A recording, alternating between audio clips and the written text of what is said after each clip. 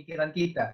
Nah, yang menjadi problematis menurut Kak Ishak itu empati yang harus seperti apa agar kita tidak seolah-olah melakukan exegesis terhadap teks. Nah, kalau misalnya kita membaca mengenai Schleiermacher, memang emosi itu turut serta dalam proses kita melakukan hermeneutics. Jadi ada interpretasi secara gramatis, tapi juga ada interpretasi secara psikologis seperti itu kan. Nah, yang menjadi problematis adalah interpretasi psikologis. Jadi kita mencoba untuk memahami individualitas dan kejeniusan si penulis, tapi dari sisi subjektivitas kita. Nah, otomatis apa yang kita pikirkan itu juga mempengaruhi apa yang akan kita hasilkan. Seperti itu ya teman-teman. Nah, kalau misalnya teman-teman ada yang mau berkomentar, silahkan bisa langsung tulis pesannya di kolom pesan Google Meet. Sepertinya saya perlu jelaskan terlebih dahulu kembali karena beberapa teman-teman sudah masuk. Jadi teman-teman kalau misalnya mau berkomentar, silahkan kirim pesan di Google Meet dengan format kalian bisa menuliskan komentar, titik-titik, entah itu siapa, Kak Ishak atau saya, seperti itu namanya, atau komentar, titik-titik. Nah, titik-titik itu bisa diisi dengan topik yang sedang kita bahas di sini. Oke, kita simpan terlebih dahulu ya, teman-teman, mengenai topik ini. Sebentar, ini ada masuk. Oke, mengontari saya, Yulian Diki. Silahkan berbicara, Kak Yulian Diki. Contoh Bisa saja, Kak, misalnya. Cuma contoh aja. Jadi maksudnya ada baiknya juga nanti diumumkan juga di grup WA untuk teman-teman yang belum masuk. Jadi bisa baca juga. Oh, bagaimana nanti akan diskusi ini berjalan begitu, Pak. Oke. Untuk ketentuan umumnya ya, saya share langsung saja di WhatsApp. Oke, selanjutnya ada yang mau berkomentar? Jika belum ada, kita simpan dulu ya, Kak Ishak. Seperti itu, karena ada beberapa teman juga nih yang membahas mengenai hal yang serupa. Seperti itu. Ya, Kak. Oke. Berikutnya kita masuk ke... Mau komentar boleh, bisa? Oke. Silakan Kak Di. Oke, enggak, saya cuma mau komentar aja. Yang saya baca nih yang menarik dari halaman 33 tentang hermeneutics Schleiermacher, selain tadi yang dijelaskan oleh Kak Ishak, hermeneutics Schleiermacher bertolak bukan dari pemahaman, melainkan sebaliknya, yaitu dari kesalahpahaman. Jadi hermeneutiknya ini menurut saya cukup unik, karena dia mulainya dari sebuah kesalahpahaman, lalu hermeneutics Schleiermacher ini menjadi punya makna begitu. Baca ini kembali jadi saya kok ngelihatnya itu sesuatu yang unik. Itu hanya komentar aja sih dari bacaan Schleiermacher ini. Itu aja. Terima kasih.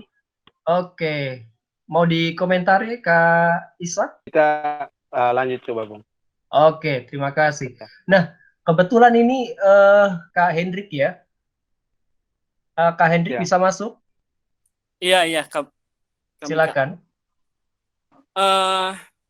Untuk mengomentari untuk kita memahami apa empati maksud dari Schleiermacher, entah bacanya Schleiermacher atau gimana ya, Schleiermacher ya.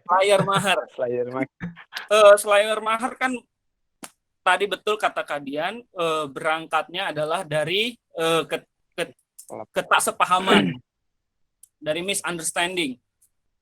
Apa maksud misunderstanding di sini? Ini saya mencoba menarik dulu ke belakang. Apa misunderstanding di sini? Dalam buku Pak Budi Hardiman dibilang bahwa kalau kita memahami orang yang sejaman dengan kita, itu apalagi dengan satu konteks, kita tidak akan kesulitan. Misalnya para teolog kita memahami sebuah teks yang kuno. Nah, para penafsir itu ada permasalahannya di situ, menjembatani antara teks yang kuno dengan kita pembaca modern. Di situ maksud dari ketaksepahaman Schleiermacher. Oke, Karena oke. ada kesenjangan konteks antara kita dan juga penulis teks itu yang ada di masa lalu. Nah, itu Iya. sebagai penafsir kita harus menjembatani itu. Bagaimana? Menurut Schleiermacher itu ada dua caranya, dengan interpretasi gramatikal dan juga Iya. interpretasi Psikologis. psikologi. Interpretasi gramatikal itu adalah kita melihat struktur dari bahasa itu sendiri. Struktur dari bahasa, baik keseluruhan maupun bagian-bagiannya. Nah, tapi dalam menulis struktur dan kalimat ini, si penulis teks itu pasti dipengaruhi oleh pemikiran zamannya. Nah, disitulah diperlukan interpretasi psikologi. Bukan dalam rangka psikologi di sini atau empati di sini bukan dalam rangka emosi, bukan dalam rangka perasaan penulis, tapi bagaimana ungkapan yang ditulis dalam teks itu oleh penulis itu tercipta. Itu apa dasarnya? Setiap ekspresi yang diungkapkan sama penulis itu latar belakangnya apa? Nah, kedua hal ini ketika kita melakukan kedua hal ini terjadi namanya hermeneutic circle atau lingkaran hermeneutis ketika kita melakukan kedua hal ini. Dan kedua hal ini bisa saling melompat dan itu kita bisa definatoris verstehen. Ketika itu kita bisa melompat, bisa kita melihat keseluruhan atau bagian-bagian. Itu sih yang saya pahami dari membaca. Oke, terima kasih. Terima kasih Kak Hendrik. Kebetulan ini ada teman kita juga yang berbicara hal yang serupa. Itu Kak Fania. Kak Fania bisa masuk? Ya. Halo Mika. Iya. Oke. Aku tadi mau melanjutkan dari Kak Dian, terus lanjut lagi ke Bang atau Bung Hendrik menyebutnya ini. Ya. Kak Hendrik aja. Ya, Kak Hendrik tadi ya, Kak Dian dan Kak Hendrik gitu. Tadi betul aku nulis sama persis yang Kak Dian bilang. Jadi hermeneutik berangkat bukan dari pemahaman, melainkan dari kesalahpahaman. Lalu ada satu kata kunci lagi tadi yang bisa ditambahkan. Tadi Kak Hendrik bertanya bagaimana sebagai penafsir untuk menjembatani teks yang kuno, konteksnya jauh berbeda dengan konteks kita sekarang. Nah, menurutku yang satu lagi yang menarik adalah si Schleiermacher yang ditulis sama Budi Hardiman bilang bahwa nih, di halaman 33 aku mengacu lagi ya. Jadi mengapa ada kesalahpahaman itu? Jawaban Schleiermacher karena ada prasangka. Jadi sebuah teks baru bunyi atau tadi Kak Hendrik udah bilang ada lingkaran hermeneutik kalau ada prasangka. Kalau di teologi mungkin bahasanya presuposisi gitu ya. Yeah. Jadi ketika orang sudah mulai bertanya dan berarti itu dia mau mengetahui dan di situ seninya gitu menurutku. Karena orang udah punya presuposisi, asumsi yang diklarifikasi sendiri dengan mencari jawaban-jawaban dengan berbagai cara yang tadi ada psikologis dan mencoba untuk mengetahui konteksnya dan seperti itu. Mungkin aku nambahkan di situ dulu. Thank you, Mika. Oke. Sip. Berikutnya ada Kak Diki. Bisa mendengar suaraku? Sudah ditambahkan lagi sama Kak Fania. Sudah cukup berarti ya? Sudah cukup. Oke. Ya, jadi kita berangkat dari ketidakpahaman ya, seperti itu teman-teman. Kalau misalnya belajar dari Schleiermacher. Nah, sehingga anggapan mengenai eisegesis seperti itu, saya rasa tidak begitu bisa menjadi hal yang dipersoalkan dalam proses hermeneutik Schleiermacher ini. Nah, teman-teman, ini ada beberapa lagi dari template yang bisa kita gunakan untuk bahan diskusi. Dari Kak Yustiwati. Halo Kak Yusti. Bisa mendengar suaraku? Iya. Oke. Silakan bisa menjelaskan apa yang tertulis dalam template seperti itu. Iya, terima kasih Mika Gustian. Saya tertarik dengan kata empati karena selain itu juga merupakan pemikirannya Schleiermacher dalam seni memahaminya dia, tapi kemudian diangkat kembali oleh Budi Hardiman terutama dalam kesimpulannya. Lalu kemudian timbul pertanyaan, nah bagaimana jika pembaca itu tidak dapat berempati terhadap teks, apalagi terhadap penulis teks? Kenapa saya bisa punya pertanyaan seperti itu? Karena berdasarkan pengalaman, seorang pembaca tidak bisa serta-merta langsung berempati kepada teks bacaan. Empati atau berempati atau tidaknya seorang pembaca kepada bacaannya itu bisa dipengaruhi mungkin atau contohnya yang mungkin kita semua alami ya sebelum kita berkuliah S1, khususnya teman-teman yang studi S1-nya teologi, sebelumnya kita tuh baca Alkitab ya biasa aja, nggak perlu empati, terima aja gitu. Lalu kemudian setelah kita studi S1, baru nih karena kenal hermeneutik baru kita mulai mengetahui banyak hal. Sebelumnya ya apa yang disampaikan oleh penulis, kita terima aja, membaca dan menganggap itu sebagai informasi. Nah, seperti itu. Jadi, kenapa saya tertarik dengan kata empati ini? Karena menurut saya, seorang pembaca tidak bisa serta-merta langsung berempati kepada teks. Dan disinilah, menurut saya, kalau menggunakan hermeneutiknya Schleiermacher, ya ini bisa ada cacat ketika seorang pembaca tidak berempati, tidak dapat berempati karena segala macam konteks yang melatar belakangi diri pembaca itu. Gitu. Oke. Silakan teman-teman kalau misalnya ada yang mau berkomentar mengenai empati ini. Jadi menurut Yusti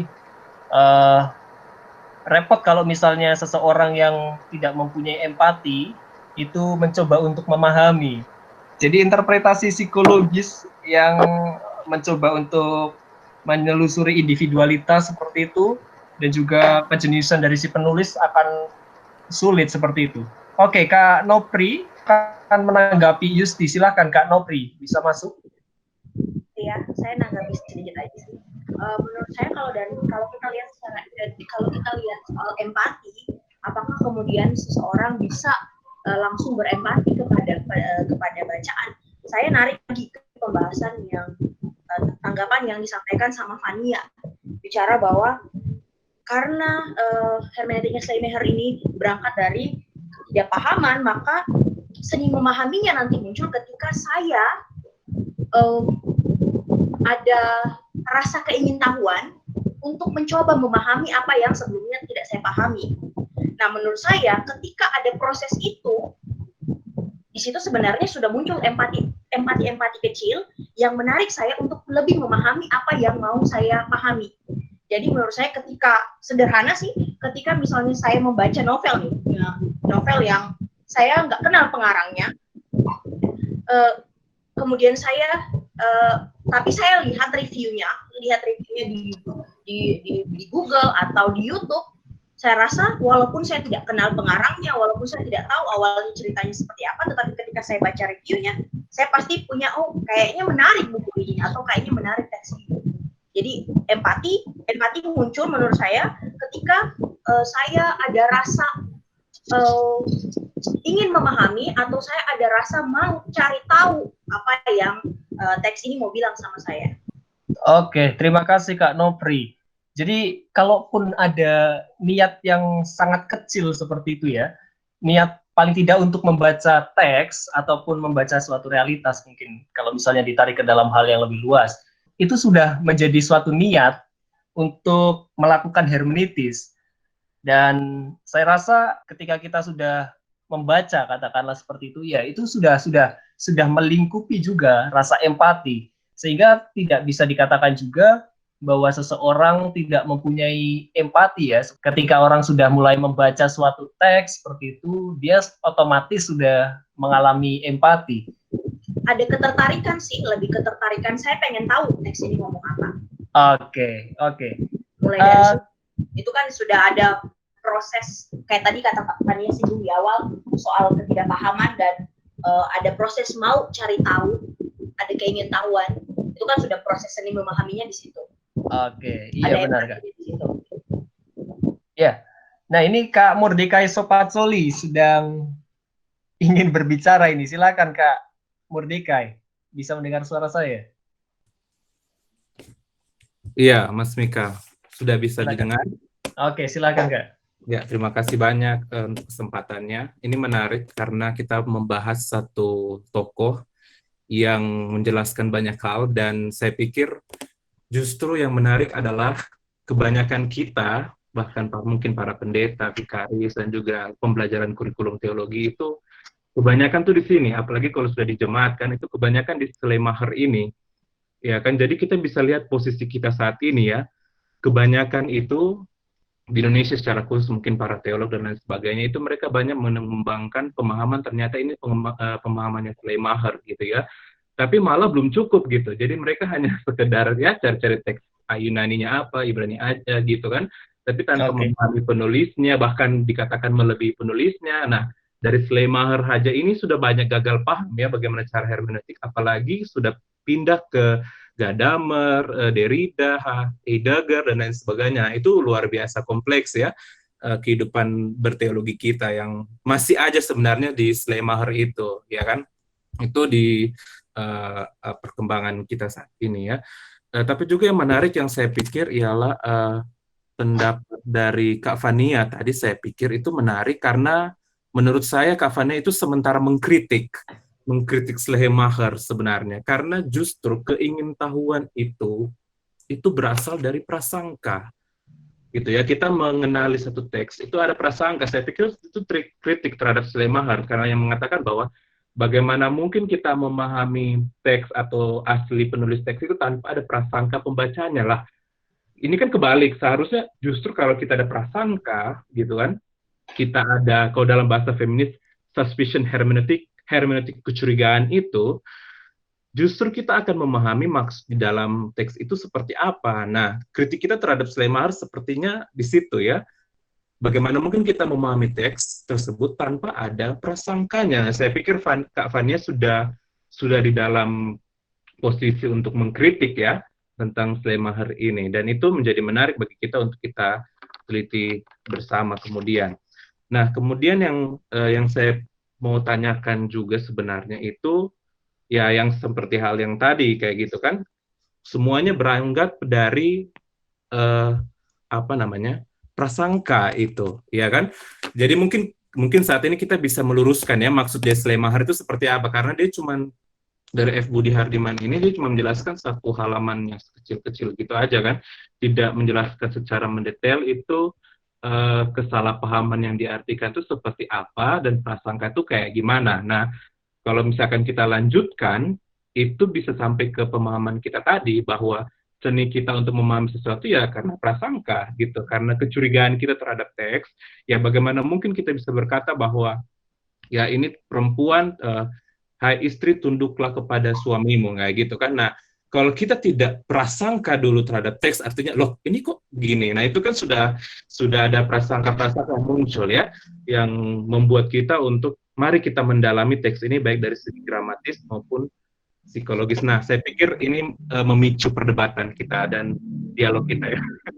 Oke, terima kasih Kak untuk masukannya. Nah, ini kebetulan untuk Kak Thea, sebentar ya Kak, ini ada Kak Fania yang mau menanggapi Kak Murdikai secara langsung. Silakan Kak Fania, bisa masuk. Iya, oke Mika, aku nanggapin Kak Murdikai begitu ya. Karena tadi namaku disebut lagi gitu, jadi aku masuk lagi deh nih.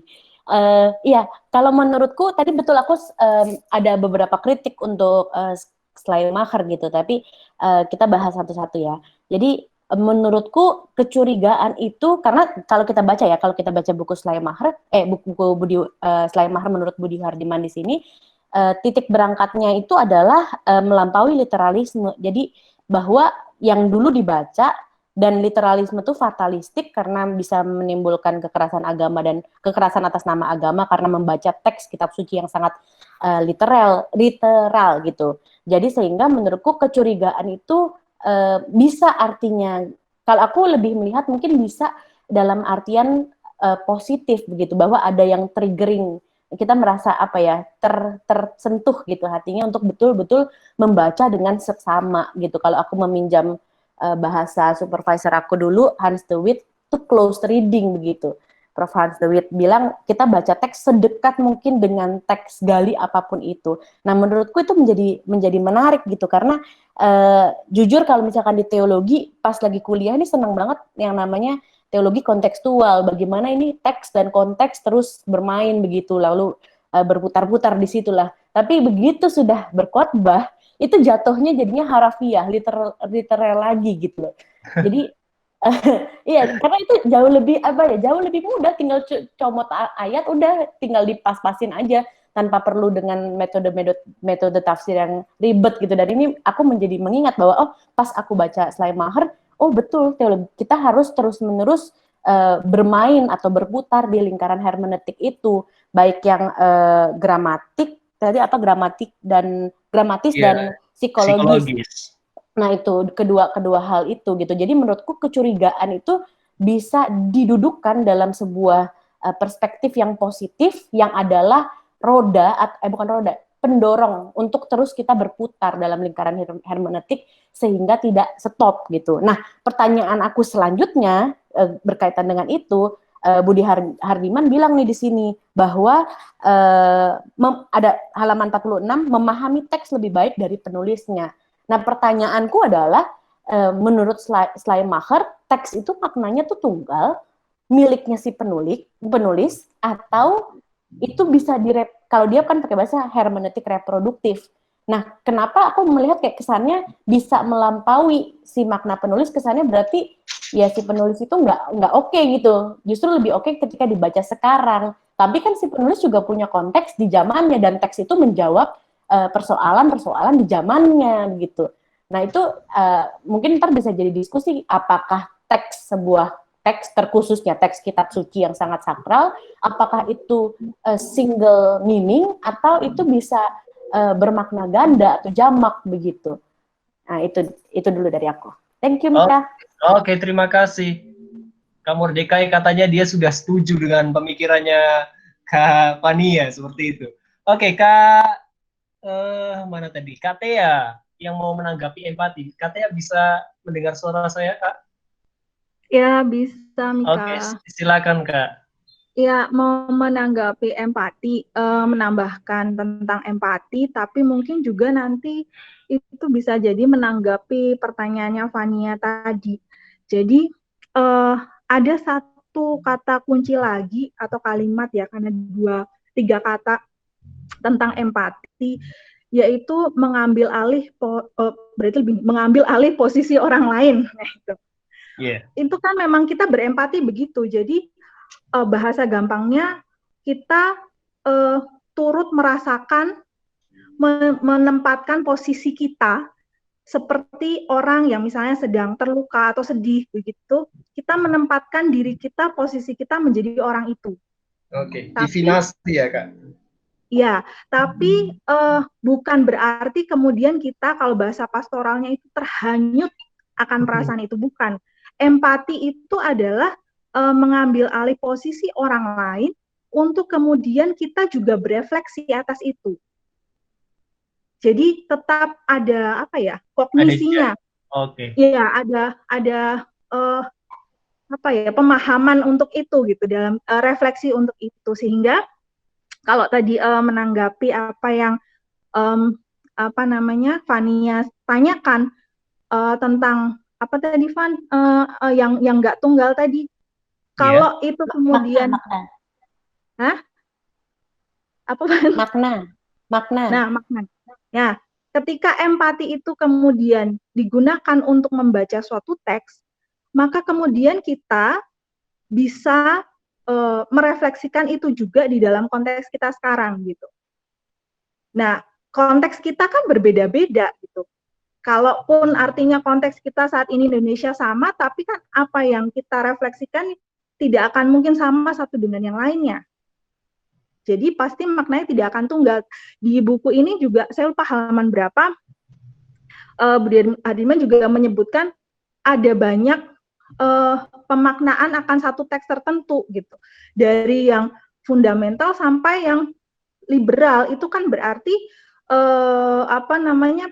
hermeneutik atas satu teks atau pemahaman atas satu teks itu tidak tunggal. Itu aja, terima kasih. Oke, jadi yang pertama itu mengenai definisi seperti itu ya. Kita terus masuk sebagai penulis seperti itu katakanlah, menempatkan diri sebagai penulis, tapi kita juga tidak larut, tetap mengambil jarak.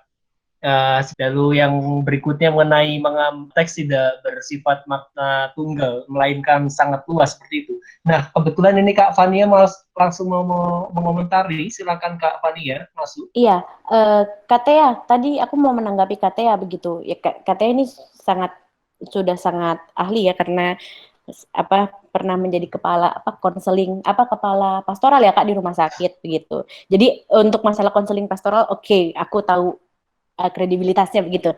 Lalu, tapi aku ingin bertanya Kak tentang hermeneutik ini, bagaimana jika empati itu punya unsur subjektif? Contoh ya Kak Tea. Jadi penelitianku kedua terakhir bersama Yusti salah satunya di sini. Kami mencoba untuk membaca teks-teks kekerasan, bagaimana gereja atau khususnya jemaat awam membaca teks-teks kekerasan gitu. Nah, rata-rata orang selalu menganggap enggak, Kristen tuh kasih. Tapi bagaimana contohnya dengan kisah di Yosua, karena kemarin kami ambil teksnya Yosua, itu ada pembunuhan massal rame-rame bahkan sampai mengenaskan begitu. Lalu bagaimana kita membaca teks-teks itu? Kalau kita dengan empati dan pakai konteks kita sekarang akan jatuhnya subjektif, lalu menafikan atau meniadakan teks itu dengan kita punya ideologi tersendiri bahwa Kristen adalah kasih, sehingga baca teks itu dengan kacamata ya Kristen adalah kasih. Mau ada teksnya tentang kekerasan, mau teksnya ada yang gundik dipotong jadi 12 bagian, mau teksnya apapun itu tidak dibaca. Dan emang yang aku amatin di jemaat itu jarang dibaca, kayak ditiadakan lah, kalau bisa tuh tidak ada dalam leksionari begitu, dan tidak coba untuk ditafsirkan ulang atau mungkin menerima bahwa konteks saat itu memang konteks yang barbar, emang terjadi sebuah kayak barbar ya, pokoknya intinya kekerasan gitu. Teks Alkitab juga mengandung kekerasan, tapi ketika empati punya unsur subjektif itu jadi nggak kebaca tuh. Nah itu bagaimana tuh? Aku lempar ke grup. Gitu Mika, thank you. Oke, ya ada hal yang menarik juga nih di pesan Kak siapa ini? Kak Iwan Tumbadi. Dia mengatakan bahwa kasus-kasus seperti politisasi agama bagus didekati dengan pendekatan Schleiermacher. Nah, seperti kasus-kasus yang tadi disebut oleh Kak Fania barbar seperti itu, kan seringkali digunakan sebagai alat politisasi. Lalu, Kak Ishak. Silakan Kak Ishak masuk. Halo Kak, saya ingin menanggapi penjelasan yang disampaikan oleh Kak Fania. Ya Kak, kalau dari Schleiermacher sendiri, dia berpendapat bahwa dia berpendapat bahwa interpretasi atau pendekatan empati kita itu juga harus secara subjektif terhadap teks. Artinya bukan kita mencari emosinya, tapi kita mencari apa yang dimaksudkan oleh penulis, mental dari penulisnya yang kita cari. Targetnya bukan emosi, melainkan pikiran penulis itu. Jadi bukan kita bertanya apa maksud dari kalimat-kalimat penulis, tetapi kita menarik apa pikiran di balik penulis sehingga dia bisa mengeluarkan kata-kata atau dia bisa memakai kata-kata seperti itu. Jadi pendekatan empati itu menurut Schleiermacher yang saya baca dari buku ini, dia juga memakai pendekatan yang subjektif terhadap teks. Mungkin saya menanggapi itu saja. Kita lanjutkan.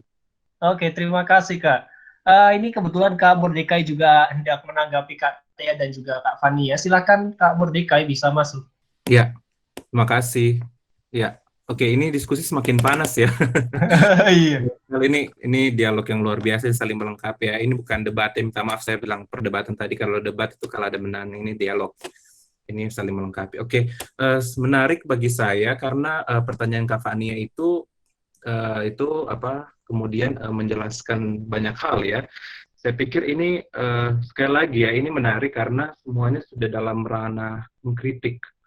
Ya, ini sangat bagus ya, bukan berarti kita menyudutkan penulis atau Schleiermacher ini, tapi supaya itu berkembang ya, dan lain sebagainya itu menjadi baik.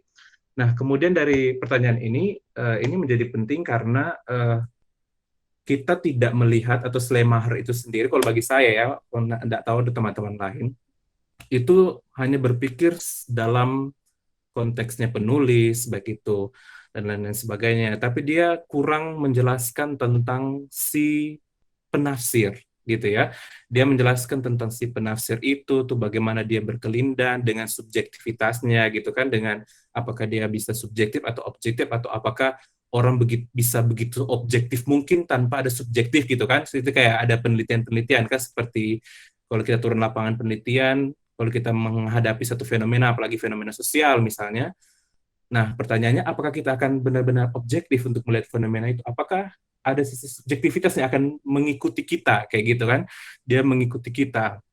Meskipun kita sudah seobjektif mungkin, murni banget ya kan, tapi selalu saja ada subjektif yang mendahului kita, gitu itu kan, itu yang menjadi menarik. Nah, ketika dalam menginterpretasi suatu teks seperti itu, misalnya dalam kasus-kasus 9/11 yang Osama bin Laden, dia melihat bahwa dia bahkan mencari-cari teks-teks yang menurut dia mendukung akan legitimasi politiknya gitu.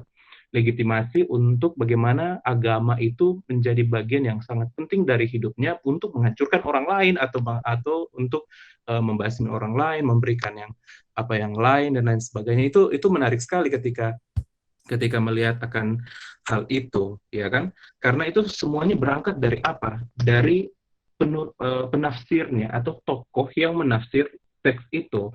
Ya kan, jadi tidak hanya sekedar teks itu dengan lingkaran hermeneutik kita memahami teksnya, konteksnya seperti apa, tapi saya pikir penulis si penafsir itu juga kita harus lihat dengan berbagai subjektivitasnya, dengan berbagai hal-hal yang melatar belakanginya, itu yang sangat penting ya, karena misalnya seperti ini, ketika kita ada, misalkan di konteks kita sekarang, kita mau berkhotbah misalnya berkhotbah di bank seperti itu, di Bank Mandiri misalnya, ketika ada orang yang mengajak kita untuk untuk berkhotbah seperti itu. Nah, makna sesungguhnya dari konteks di teks itu kemudian kita elaborasi dengan makna dari kehidupan di Bank Mandiri seperti itu, misalnya jujur dan lain-lain sebagainya, kayak gitu kan. Nah, itu kan jadi hal yang menarik bagi saya, ialah ternyata makna itu banyak, gitu. Makna itu tidak tunggal, makna itu banyak, tapi dipilih karena subjektivitas penafsir itu. Ya kan, ketika dia ada di politik, dia akan mencari-cari cara untuk melihat, oh ini unsur politiknya di mana, unsur-unsur yang seperti sosial, budaya dan lain sebagainya, bahkan ekonomi mungkin itu dia tidak perhatikan karena dari subjektivitas itu. Ya, itu jadi menarik untuk kita lihat. Terima kasih, Mika. Oke, terima kasih Kak Mordeka. Ini ada yang langsung mau menanggapi Kak Mordeka ini, Kak Yusti. Silakan Kak Yusti, bisa masuk. Saya sangat setuju dengan pendapatnya Kak Mordekai bahwa Schleiermacher ini terlalu berpusat kepada bagaimana pembaca harus memahami penulis teks, harus memahami teks dan terutama memahami penulis teks. Sementara bagaimana pembaca itu sendiri tidak terlalu ditekankan oleh Schleiermacher. Karena itu justru empati yang dimaksudkan oleh Schleiermacher di sini menurut saya menjadi cacat karena Schleiermacher tidak menyadari atau mungkin dia menyadari tapi terlewatkan bahwa pembaca itu punya kadar empati yang berbeda-beda seperti tadi yang telah dijelaskan oleh Fania melalui penelitian. Ternyata kita bisa menyadari bahwa nggak semua orang Calvinis itu kasih atau nggak semua orang Bethel itu terlalu menekankan kepada roh, dan juga setiap orang dengan pengalamannya masing-masing jangankan berempati, dengan pengalamannya seseorang bisa tertarik atau tidak tertarik terhadap bacaan. Misalnya saya yang belum berumah tangga, saya sama sekali tidak tertarik membaca kitab Kidung Agung. Kenapa? Karena ketika saya baca, ya itu cuma sekedar puisi buat saya, itu meaningless gitu buat saya. Karena itu saya tidak tertarik. Nah, tertarik aja tidak, bagaimana saya bisa berempati ke situ? Atau saya yang patriarki tidak akan tertarik dengan teks feminis. Nah, ketika kita tidak tertarik, kita tidak akan bisa berempati, masuk ke dalam teks itu, apalagi jauh melihat ke pengalaman dari penulis itu sendiri, sekalipun ada sekalipun ketika penulis itu dia menulis, setelah menulis dia itu mati karena pembacanya sendiri yang akan mengartikan tulisannya dia. Jadi kalau mau dilihat dari pembaca itu sendiri, menurut saya si Skymaker ini kurang menekankan. Saya setuju dengan pendapatnya kaum merdeka. Oke, terima kasih Kak Yusi sudah menanggapi. Ini kebetulan ada Kak Denis Putra. Kak Denis Putra yang mau menanggapi Kak Fania. Silakan bisa masuk Kak Denis. Halo Kak. Iya, halo. Selamat malam. Selamat malam Kak. Iya, suara yang jelas Kak kami Kak? Iya, sangat jelas. Silakan Kak. Oh iya, selamat malam semuanya kakak-kakak, abang-abang, sahabat semua teman-teman. Saya sebenarnya tertarik sudah pengen tadi perdebatannya saling melengkapi, dan saya juga tertarik yang tadi katakan Kakak Mika bahwa kita itu bukan dalam rangka berdebat tapi diskusi. Jadi ada suatu saling melengkapi dan saling menambahkan jika ada yang kurang, dan begitu pun sebaliknya. Saya sangat tertarik sebenarnya Kak. Sebenarnya bagi saya ketika ada ruang-ruang virtual seperti begini, ini harapan saya sebenarnya. Maaf kalau agak bersifat subjektif ya.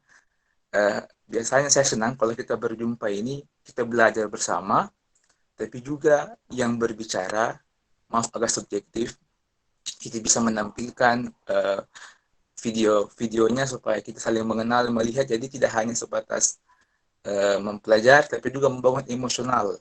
Itu harapan saya, tapi maaf agak bersifat subjektif sih, jadi kembali ke pribadi. Iya. Sebelum ke yang tadi dikatakan Kak Fania, saya biasa kalau mau belajar seorang tokoh, saya kadang-kadang itu saya membaca ini ada sekitar 2 kali untuk bolak-balik untuk mempelajari lebih dalam. Saya biasanya kalau mempelajari sebuah tokoh, saya teringat apa yang selalu dikatakan oleh Pak Ki Hajar Dewantara tentang filosofi pendidikannya.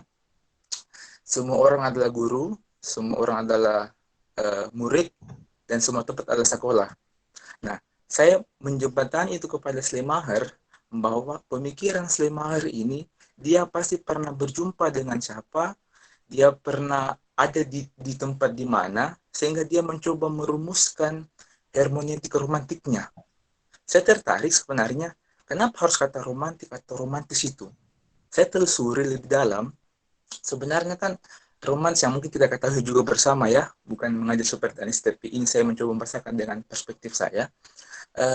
Romantis itu kan secara tidak langsung sebenarnya perlawanan kepada zaman pencerahan. Ketika orang seperti Immanuel Kant, Hegel mencoba mengesampingkan tentang agama, Hegel juga mengatakan bahwa agama itu hanya sebatas moralitas. Hegel katakan agama itu hanya rasional belaka.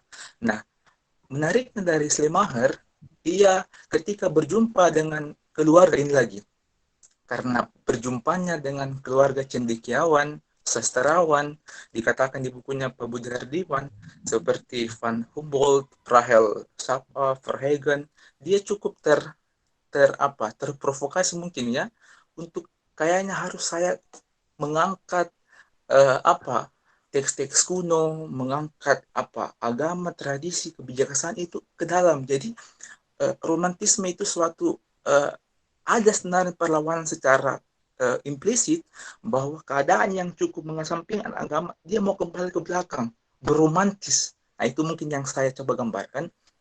Nah, masih tentang Slemaher. Nah, karena itu dia mencoba merumuskan hermeneutiknya dengan yang tadi mungkin sudah banyak teman-teman kakak-kakak sampaikan, bahwa dari kesalahpahaman dulu menuju ke pemahaman, karena ada suatu asumsi atau prasangka yang sudah ada di tiap orang dalam menilai sesuatu. Nah, kalau makin banyak orang pasti banyak pemahaman. Jadi Slemaher menolong kita untuk menyatukan persepsi itu, untuk melihat langsung teks itu dari apa yang ada pada saat itu. Sehingga dia juga dikatakan sebagai bapak hermeneutik modern, karena dia berhasil mengeluarkan hermeneutik tidak hanya sebatas ilmu khusus, teologi, hukum, sastra, tapi lebih daripada itu. Nah, itu yang saya pahami. yang tadi dikatakan Kakak Fania, saya sebenarnya agak canggung ini karena saya menanggapi dosen sebenarnya. Tapi ini apa yang saya pahami saja, Kak. Saya juga sempat tertantang sih, agak bertantang. Kenapa Schleiermacher mengatakan pembaca itu bisa melebihi dari penulisnya? Bukankah kita pembaca menulis itu dari apa yang penulis tulis dan kita mengerti itu. Tapi kenapa kita pembaca bisa melebihi dari penulisnya? Ternyata menurut Schleiermacher ini menarik pandangannya. Ternyata bagi dia mengambil contoh Paulusnya dari buku-buku Pak Budi ini. Paulus menulis surat ke jemaat Korintus, pasti kita secara tidak langsung mempelajari atau meneliti apa yang dikatakan Paulus, tapi juga kita secara tidak langsung itu mempelajari konteks Korintus yang mungkin saja itu Paulus tidak pelajari. Jadi kita yang tadi katakan interpretasi gramatis dan interpretasi psikologis, mungkin Paulus mengirim surat, mungkin saja dia tidak menanggapi, tidak melihat Korintus, tapi pembaca melebihi dari penulisnya, melebihi dari Paulus, karena kita mempelajari seorang tokoh Paulus, tapi juga kita mempelajari kota Korintus. Jadi melebihi dari penulisnya. Yang tadi katakan Kak Fanny, saya tertarik, bagaimana kalau kita berempati tapi ada semacam empati yang bersifat subjektif. Nah, bagaimana itu? Ternyata Pak Budi mengatakan juga kalau kita membaca itu, tetapi kadang-kadang kita berempati tapi bersifat subjektif. Pak Budi menyarankan kita jadi interpretasi gramatis dan interpretasi psikologis tidak ada yang dikedepankan, tapi dia kita seragamkan dan kemudian dia katakan itu sebagai kemampuan akal secara intuitif. Jadi tidak ada yang dikedepankan, tapi bersama-sama. Nah, saya menarik sesuatu hal dari Schleiermacher ketika mungkin semua orang menggunakan pemikiran sebagai proses berhermeneutik, pasti ada keseragaman yang terjadi dan kekerasan agama itu akan diindahkan, kekerasan apapun itu yang bersifat subjektif itu pasti tidak ada lagi. Karena yang dikedepankan ialah suatu interpretasi yang menyeragamkan kita untuk melihat hal itu pada konteksnya. Nah, itu mungkin Kakak Mika yang saya boleh tambahkan. Jika ada kurang mohon ditambahkan juga. Terima kasih, Kak. Berlebih mohon dimaafkan. Terima kasih Kakak Mika. Salam sehat teman-teman semua. Iya, terima kasih Kak. Statement yang saya rasa cukup menarik juga dari Kak Irfan T. Wibowo Silahan. Menurut saya yang judulnya seni pasti tidak terkait dengan suatu penafsiran, melainkan membebaskan penafsiran dari berbagai macam sudut pandang.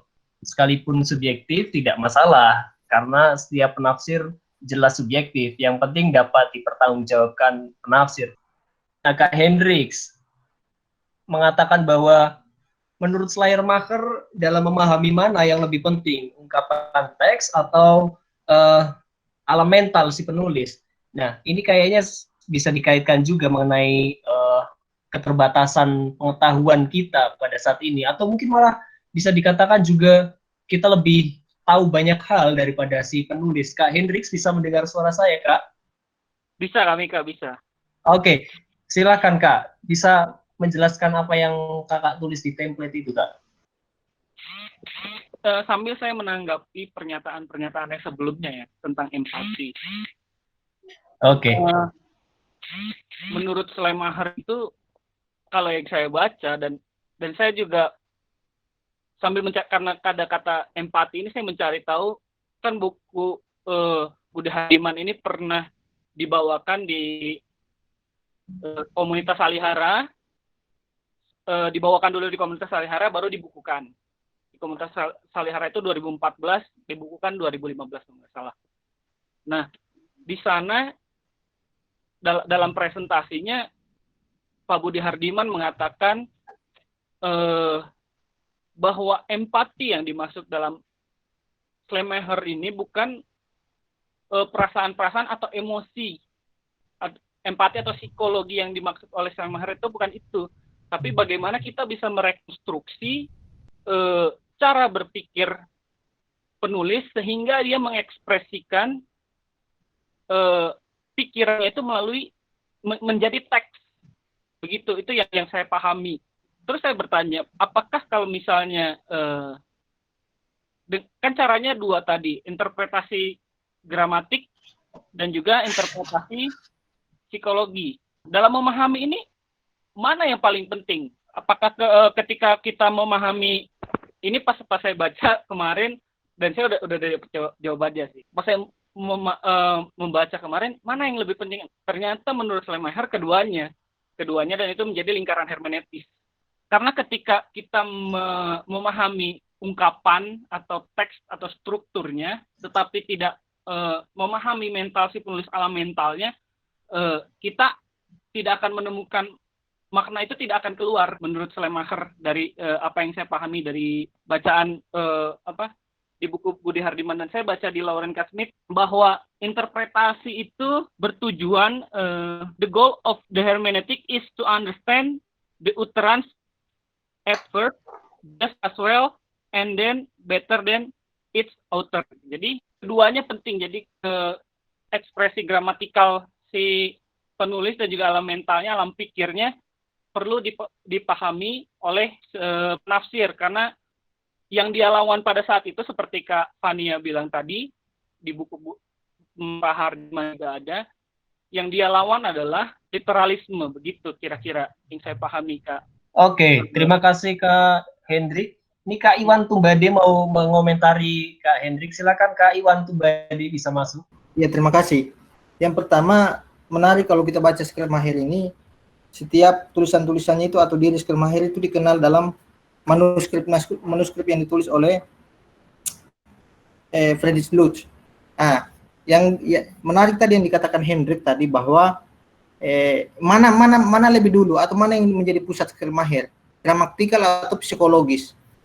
Sedangkan yang saya baca dalam bab 1 Schleiermacher ini adalah pusat, untuk sementara yang saya ketahui adalah pusat dari Schleiermacher ini adalah berpusat pada psikologi penulis atau ungkapan-ungkapan penulis, sehingga gramatikal atau bahasa itu istilahnya yang saya pahami adalah di luar pusat psikologi tadi itu. Nah, hanya saja menjadi menarik diri saya secara pribadi yang tidak dijelaskan secara rinci di bab 1 ini adalah pada muda atau dalam masa muda Schleiermacher, dulunya pada waktu muda Schleiermacher berpusat pada gramatikal atau bahasa, dan adanya perubahan di sini. Ketika dia muda itu yang berpusat pada bahasa, tapi seiring berjalannya waktu itu berpusat kepada psikologi atau ungkapan-ungkapan penulis. Itu yang saya belum dapatkan penjelasan lebih jelas untuk ungkapan itu. Ada perubahan di sini fokusnya. Hanya saja kalau yang saya dapatkan pemahaman baru bahwa sebenarnya Schleiermacher ini yang saya dapatkan dari Hendrik tadi berpusat kepada dua hal, gramatikal dan psikologis. Tetapi yang berbeda yang saya dapatkan di buku ini, dia lebih berfokus kepada psikologis, tapi perubahan itu ternyata pernah berpusat kepada gramatikal sewaktu masa muda.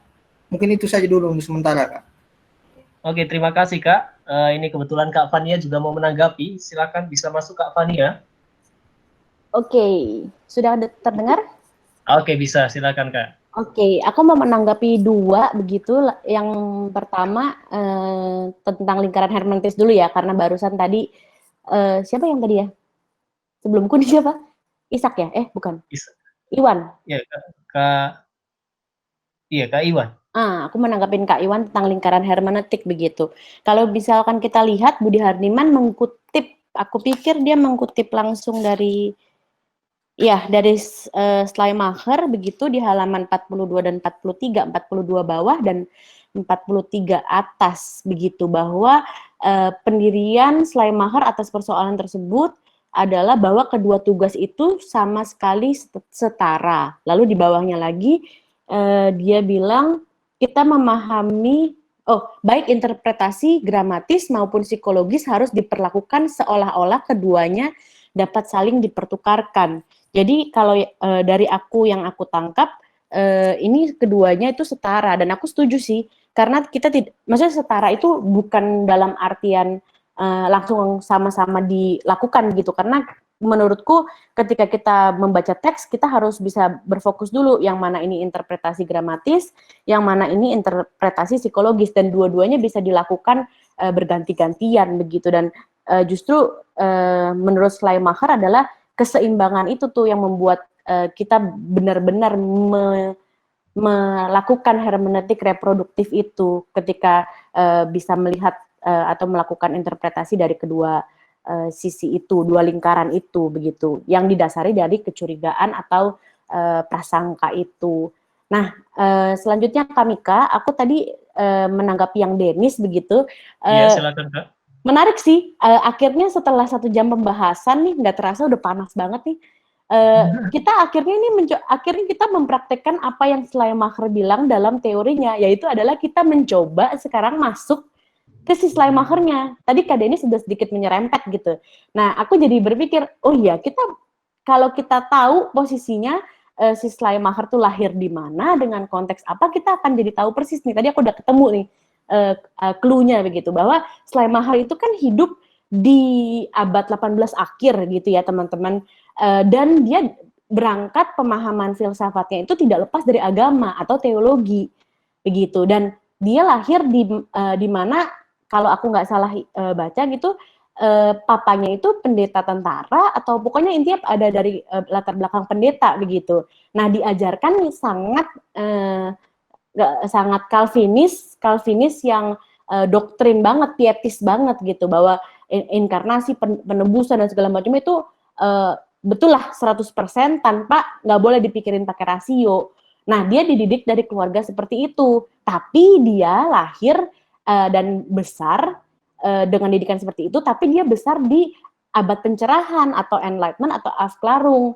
Jadi sehingga dia tuh galau sebenarnya, kalau menurutku ya, dari bacaanku, menurutku dia galau antara mengikuti romantisme keluarganya yang menafikan rasionalisme, atau mengikuti zamannya yang sedang abad pencerahan, sedang menggunakan rasio, menekankan rasio dan akal budi begitu. Tapi dia tuh di tengah-tengah, karena untuk persoalan Tuhan dan persoalan yang sakral begitu, itu tidak bisa kalau 100% pakai rasio begitu. Tapi dia tidak mau juga jatuh pada ke fatalistik literal. Makanya kan dia titik berangkatnya adalah mencoba mengkritik apa yang pemahaman atau pembacaan interpretasi yang literal, karena dia berada di situasi itu. Jadi menurutku pertanyaan kita tadi itu adalah konteks kita sekarang ini, tapi kalau kita letakkan atau posisikan diri kita di Schleiermacher di abad 18, kita akan jadi paham tuh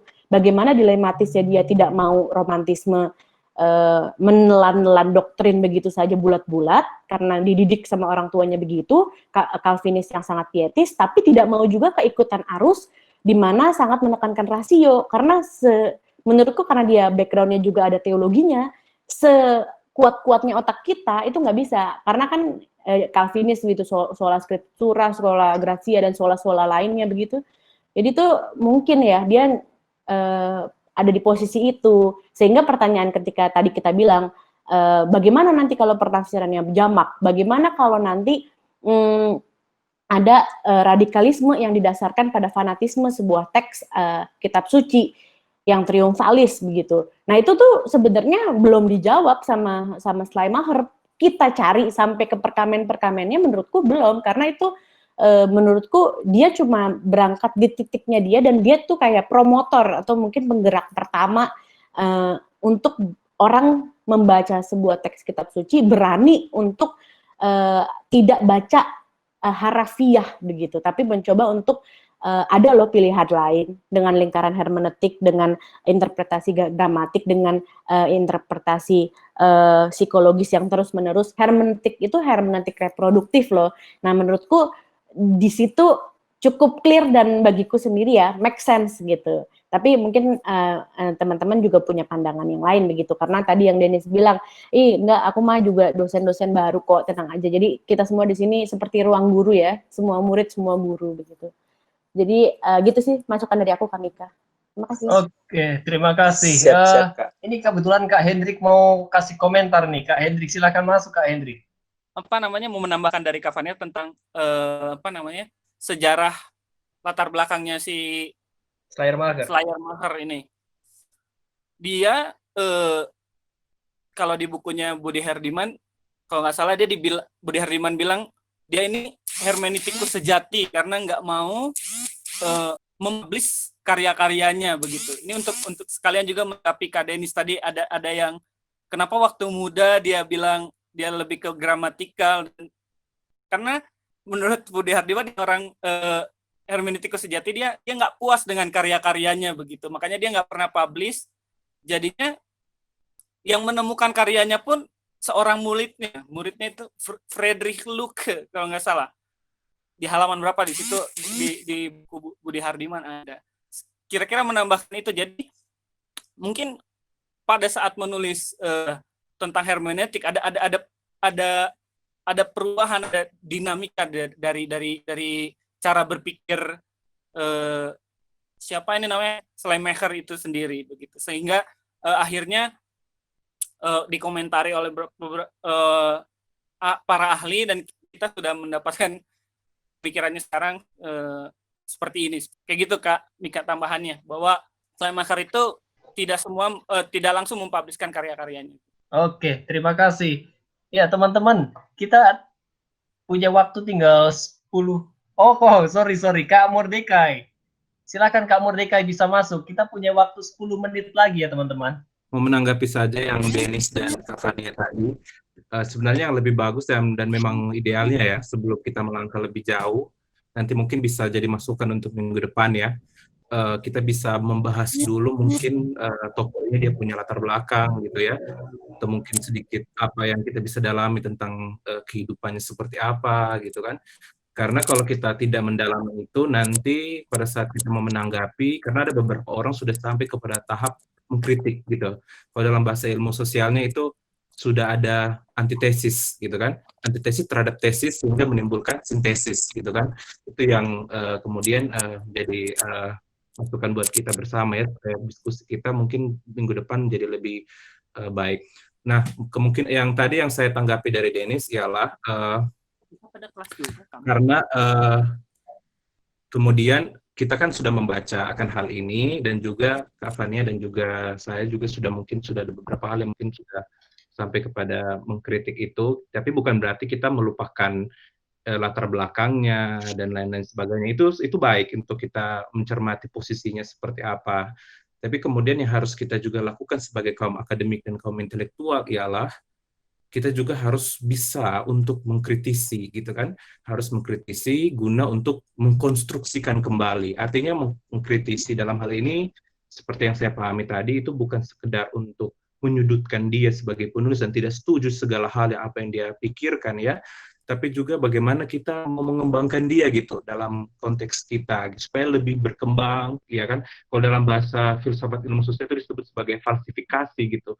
Kita harus ada ya supaya ilmu kita berkembang, pengetahuan itu tetap berkembang, dan itu yang ditunjukkan oleh Schleiermacher sendiri kan. Bahkan F. Budi Hardiman membuktikan bahwa benar dia sebagai tonggak sejarah hermeneutik modern. Tanpa dia ya kan, tanpa dia tidak muncul orang-orang yang punya pemikiran hermeneutik lainnya gitu kan.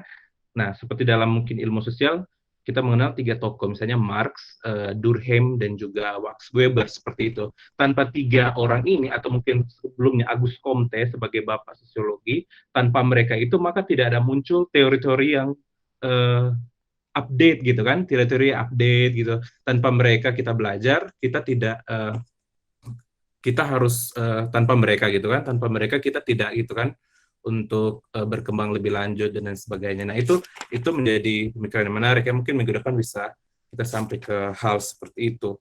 Namun kemudian yang menarik juga bagi kita ialah kehati-hatian dari Pak Budi Hardiman dalam pendahuluan gitu kan.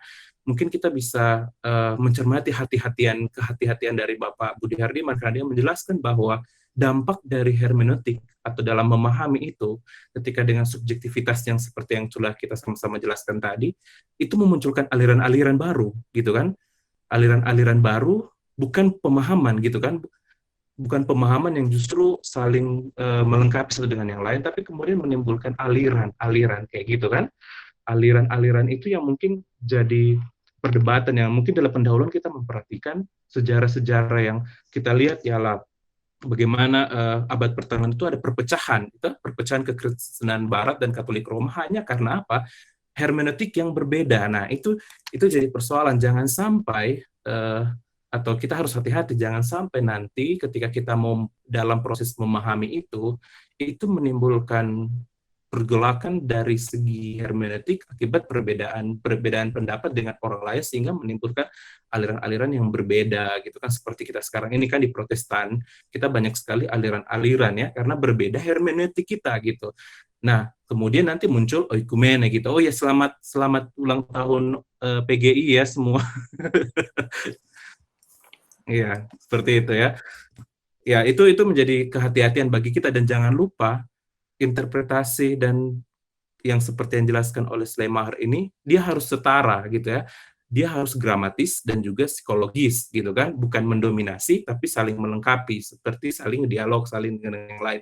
Jadi kalau kita hanya sekedar interpretasi gramatis gitu kan, ya nanti akan muncul atau mungkin kalau hanya sekedar interpretasi gramatis maka akan muncul eksegesis seperti itu karena tidak menyangklapkan interpretasi psikologis gitu. Nah, itu kan ketidaksetaraan hal-hal yang yang harus kita perhatikan bersama dalam kita memahami sesuatu. Dan ingat apa yang dikatakan oleh Schleiermacher, memahami itu tidak akan pernah habisnya, dia akan terus-menerus memahami. Jadi kalau setidaknya kalau kita kalau dalam konteks kita saat ini memahami dulunya itu yes dalam konteksnya itu, tapi belum tentu benar di dalam konteks kita sekarang kayak gitu kan. Nah, artinya reproduktif itu yang Kak Fania bilang, itu makanya reproduktif terus, ayo produktif terus kita memahami sesuatu gitu kan. Harus berprasangka, harus curiga dulu, apalagi dalam konteks media sosial yang mungkin tidak dipahami oleh Schleiermacher ya, karena konteks literasi yang dimaksud itu bukan sekedar membaca teks-teks tapi mampu memahami gitu kan apa yang disampaikan oleh para yang bicara atau mungkin teks yang berbicara gitu kan. Nah, kalau dalam konteks sosial media nanti itu lain cerita lagi. Nah, itu bisa jadi kritikan bagi dia gitu kan dan lain sebagainya. Nah, itu mungkin jadi yang menarik. Terima kasih Mas Mika, terima kasih Mas Denis dan semuanya.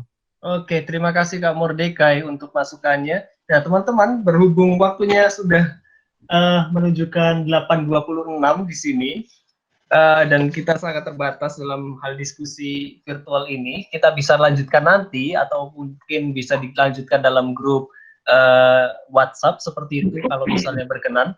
Nah, tapi paling tidak dari Schleiermacher ini kita bisa tahu bahwa yang ditekankan oleh Schleiermacher menurut saya sendiri ia menekankan untuk produksi ulang seperti itu.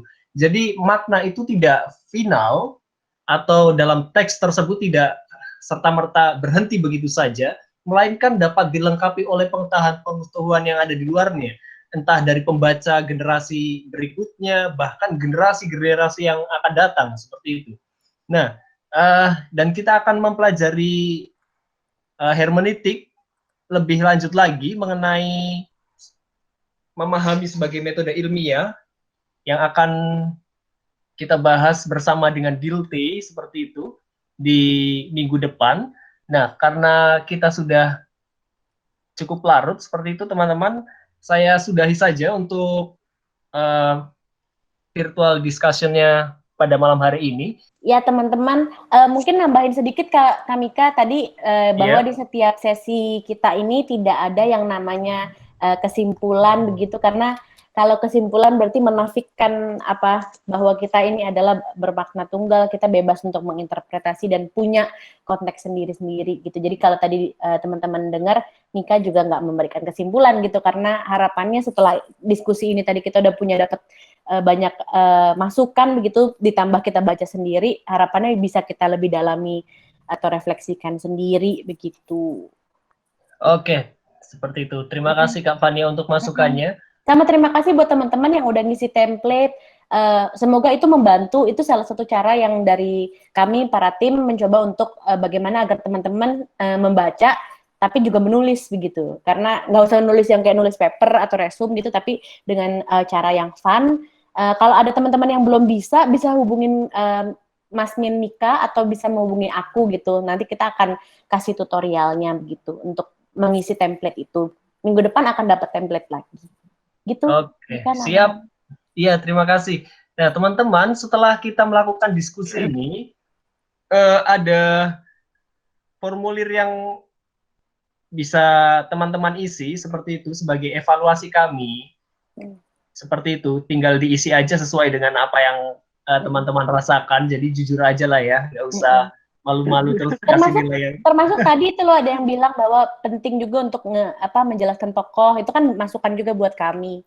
Iya benar sekali. Karena di sini kita semua nih nggak ada yang lebih pro dan nggak ada yang salah, nggak ada yang bodoh gitu. Kita di sini semua setara, equal. Oke. Kita belajar bersama dan aku dapat banyak banget dari teman-teman. Terima kasih. Yap, seperti itu teman-teman untuk diskusi pada malam hari ini. Kita bisa lanjutkan di dalam diskusi grup entah secara mandiri, personal dengan teman-teman yang lainnya atau dalam skala besar di dalam grup WhatsApp. Sampai jumpa di minggu depan. Selamat malam. Oke, Stay healthy. Bye-bye. Terima kasih. Terima kasih Kak Dian. Yo, see you. Terima kasih. Next week. Dadah. See you. Bye-bye Kak Tea.